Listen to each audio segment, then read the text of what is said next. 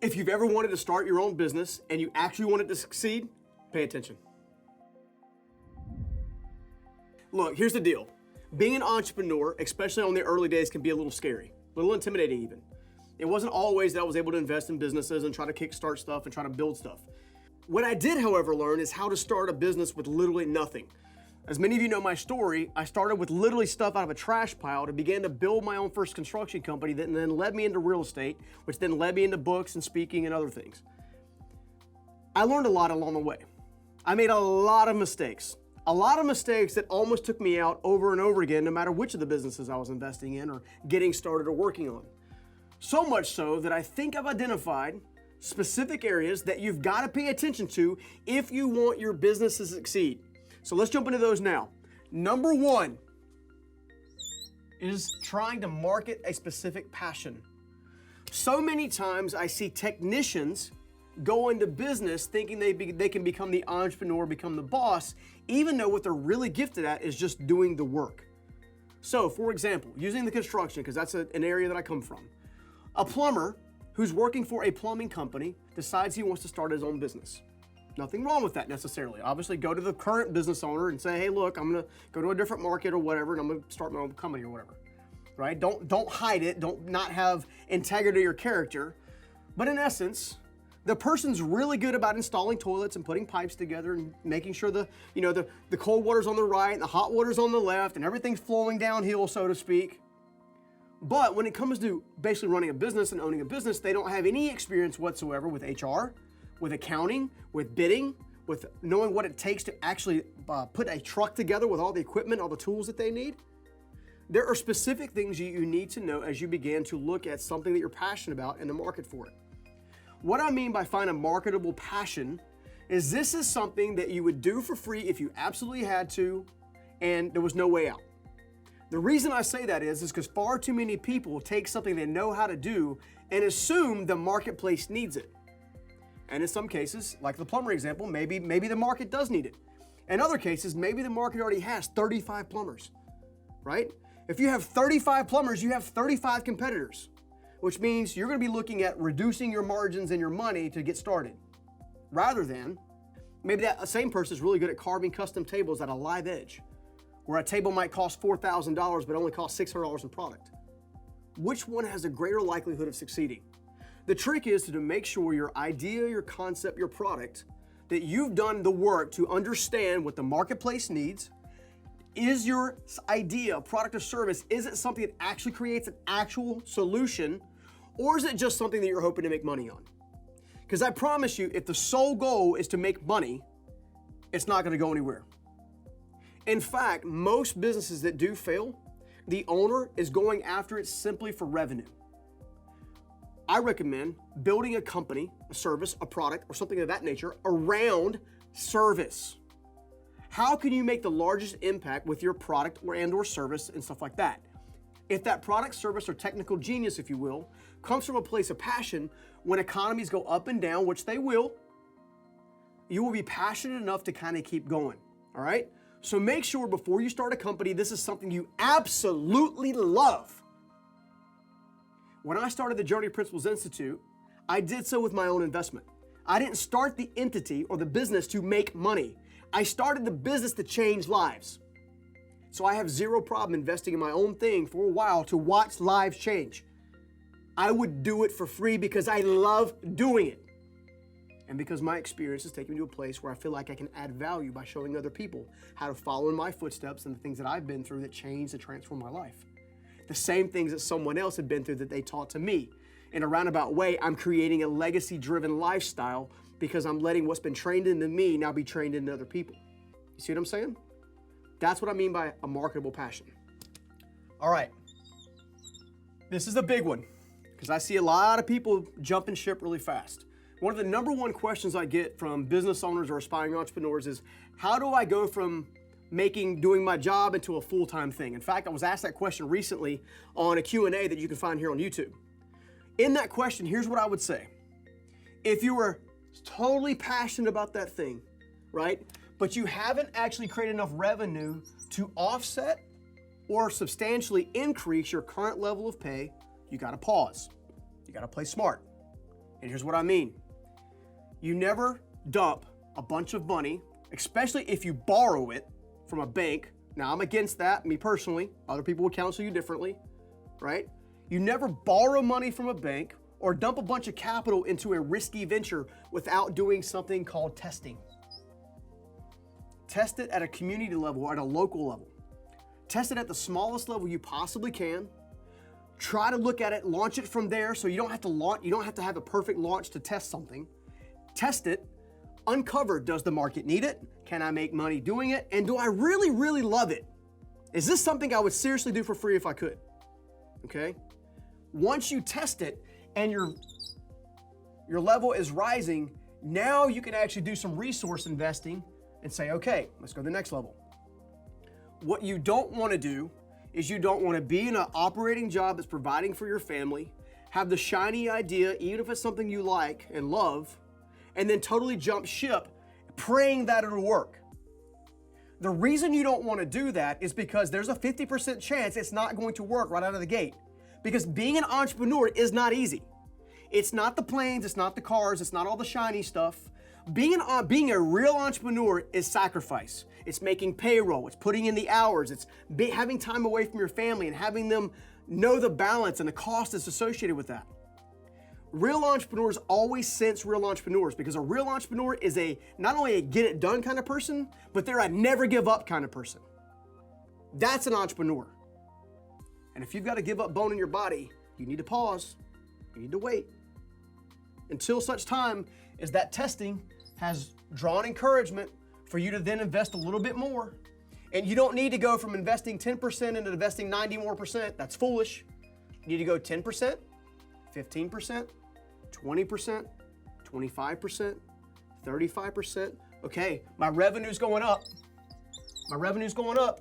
But does the revenue, after I pay all of my expenses, does that revenue offset the money I need to walk away from my full-time job? In fact, here's what I would recommend. I would recommend not only that you build this nest egg, if you will, I would recommend that once you are making that kind of money, that you wait a minimum of another 6 months to a year before you decide to go. And the reason I'm going to do that is because economies change. I've watched great people with great ideas, with a passion-driven market. Everything is right about it, but they just happen to take the step at the wrong moment. They happen to start a live events company right the day before COVID is announced. You can't control the market, you can't control the economy, but by doing a stair-step approach, what you are able to do is you are able to set the tone and set the pace, which allows you to work through things and kind of continue going to make sure that you're not putting yourself at too much risk. One of the biggest struggles that entrepreneurs have historically are they're very, very opportunity-oriented, which means by nature, they're very not risk-oriented. And if you're going to be successful as an entrepreneur, then what you're going to have to face more than anything else is the balance between opportunity and risk. All because it sounds good in your head and you can see the project finish and you can see all the wonderful things it'll do and all the wonderful things it'll do, you still have to count the cost. The cost to build it, the cost of people. I can promise you, business gets difficult the moment you hire the first team member. The moment you hire the first team member, business gets wonky. Why? Because we're people. We can't categorize our life and our business differently. We bring our whole selves to the business. And maybe you're a great leader already, maybe you've got to develop for a leader.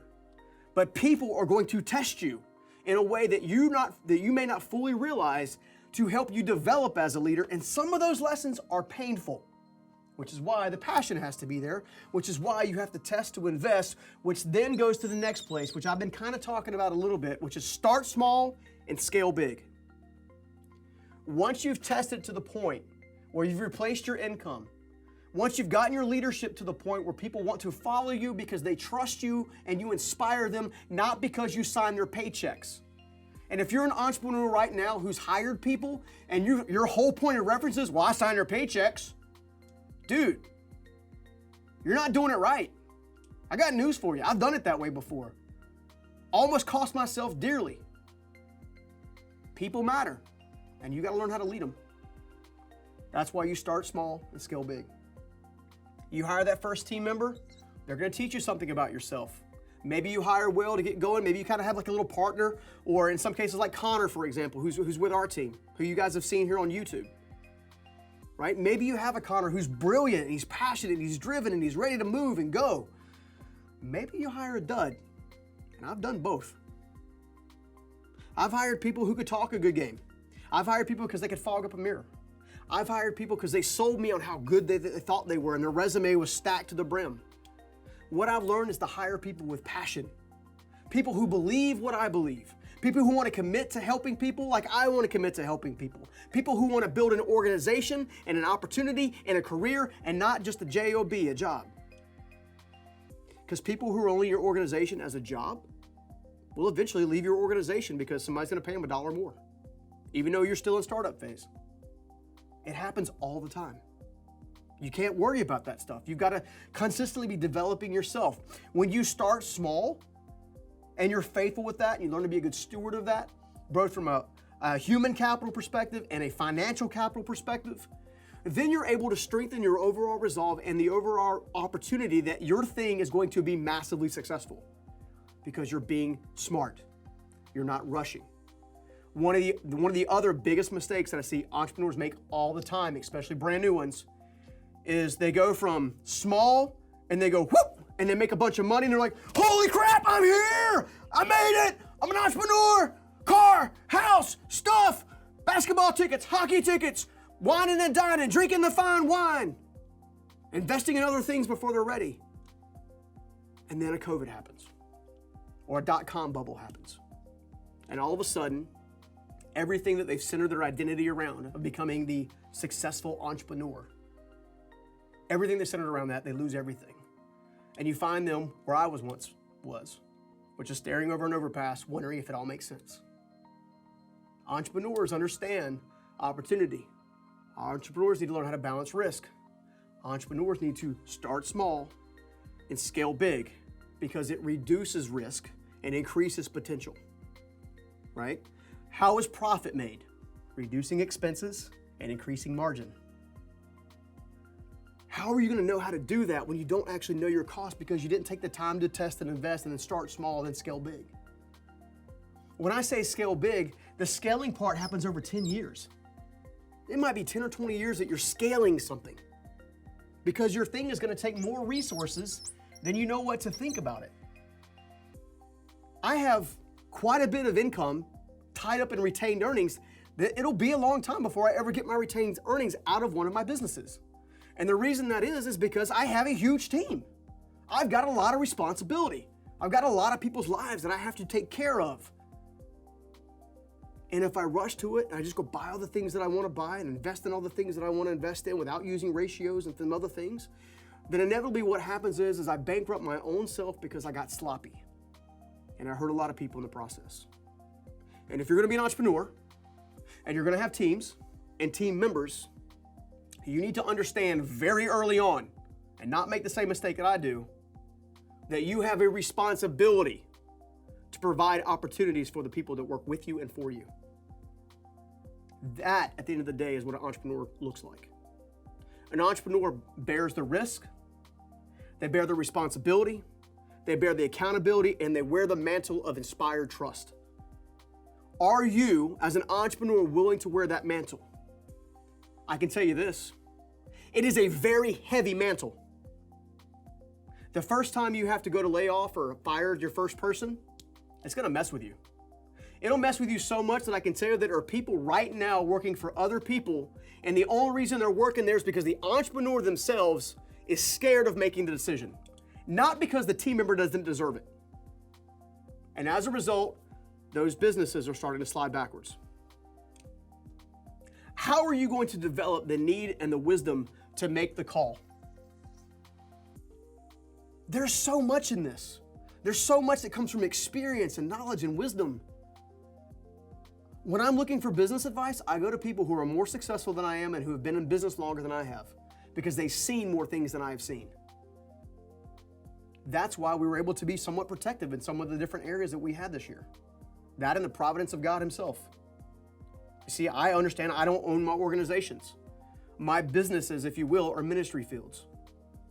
I don't know how else to explain the homeless kid that becomes a business owner with hundreds of team members outside of divine intervention. Now, you may say, well, you worked your butt off and you did all this stuff right and you... No. I've survived most of my mistakes. That's why I've been successful. Because I've got a God who actually loves me that actually helped me with that. Now, that's my personal opinion. But I don't know how to say it any other way. I've survived crashes and downturns, and now I've been blessed and honored to even survive this thing that they call COVID without having to fire 70% of my team or... You see what I'm saying? But I was able, because of experience, because of testing and investing and starting small and trying to scale big, I was able to put ourselves in a position that allowed us to actually treat the team how we want to be treated. So, start small, scale big, do it in time, okay? Next, ratios. Ratios build resilience. Now, you've heard me, if you've been watching this channel for any length of time and you've seen some of the other videos that I've done, you know I talk about, from a life perspective, this importance of having financial ratios that both protect you and allow you to invest for the future, okay? And the ratio is kind of like a sliding scale. As you increase your income and as you decrease your debt, you're able to set aside more of a ratio and to live off of less and invest more, okay? The same holds exactly true in business. I see entrepreneurs all the time, well-meaning, great people who actually take care of their teams and who actually sincerely want to build something special, that they get into business 1 or 2 years, and while they're still in the business 1 or 2 years old, they're thinking about doing another thing, starting another business, creating another endeavor. That's a distraction. In order for you to scale to something else, you have to scale the thing you have already. Once you scale the thing you have already and your ratios are within check, where about 20% of your 20% or 10-25% of your time is spent running the original thing, now you have some flexibility, if you will, right, to go do some other things. For example, my large construction company. Okay, I'm still involved, but only about 20 to 25% of my time is directly focused on that business administration. However, it's taking almost 3 years to retrain a brand new leadership team that I feel like, large in part, that I can trust to do a good job to carry my values and their talents to the marketplace. You can't get there in 1 year or 2 years. What you're doing is you're separating the capital that you need to put back into your original baby. And as a result, you're going to open yourselves up for chances for failure, catastrophic so, because you can't predict the marketplace. Does that make sense? You've got to understand these principles of ratios. You can't put yourself at risk. Again, one of the biggest mistakes entrepreneurs make all the time is they jump in with both feet. They're not really prepared. They don't really have the capital. They haven't done the savings. They haven't learned to lead. They haven't learned to learn. They haven't learned to make the biggest mistake I personally made, which is building a business without building myself. These are very painful lessons that I don't want you to have to make. I want you to understand what you're capable of, but from a perspective of what is possible rather than what you're gonna bump your head along the way. I don't want you to have to go, I have good friends with good people who had to go bankrupt a couple of times for them to really figure out the rhythm. I don't want that for you. The reason I can tell you these things here is because of the business mentorship that I've had along the way. I'm not anything special. I don't have a massive entrepreneur tooth in my mouth that has me like some kind of massive, like magical circumstance around me. I just decided I was going to learn from people who have been there, who have stood the test of time, and who could understand how to help me scale to a reasonable level. Does that make sense?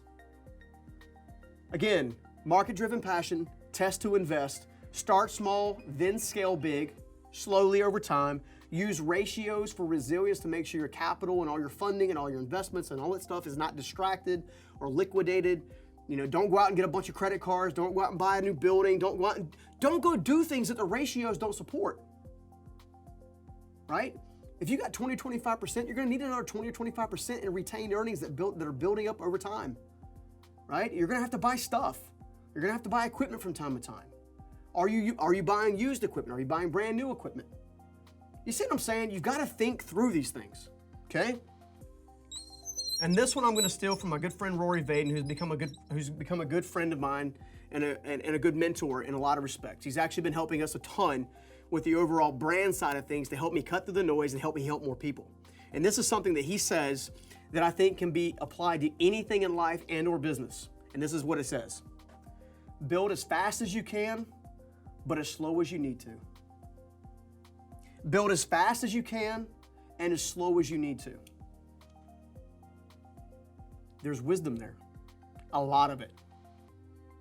Don't get lost in, hey, we got to scale. We're going to have multiple states. I'm going to be able to buy personal. Dude, if you get there, fan-freaking-tastic.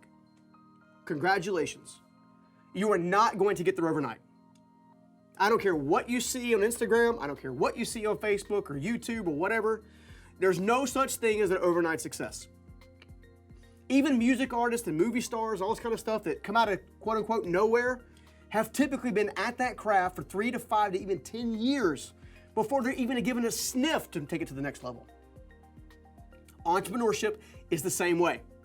And if you are wanting to be an entrepreneur, or you're wanting to scale your business as an entrepreneur, you've got to put these things into practice. If you don't put these into practice, you are opening yourselves up for catastrophic failure and big, big risk. Now I hope you can see the actual wisdom that Rory taught. Build as fast as you can, as slow as you need to. Because if you don't get to all of this correctly and in the right way, in a resilient way, then you are opening yourself up to catastrophic failure. However, there is a however. The most successful entrepreneurs on the planet have up to 7 major income streams. Okay? So if one takes a dump, one's there to catch the fall. But you can only do that after you do this once well, which teaches you how to do it again, which teaches you how to do it again, okay? And that's when you actually get to step into this place right here, which is you get to add income streams. But if you don't do these things well, this is not even attainable. This should not even be a goal of yours till 5 or 10 years out. You have to have an organization that's operating like a machine. Like a machine. You have to have enough retained earnings and enough liquidity, i.e. capital, i.e. cash, in the bank to cover 3 to 9 months of operating expenditures in case there's a problem. And if you don't have that in place and you're looking at doing the next shiny thing, you are fooling yourself and you're opening yourself up for a big, big problem. So you can't do that. The final thing I want to share with you is kind of like a bonus thing is this. The biggest mistake I ever made in building a business, the biggest one by far, is not building myself. And I don't want you to make that mistake, which is why you check out this video right here. I'll see you in the next one.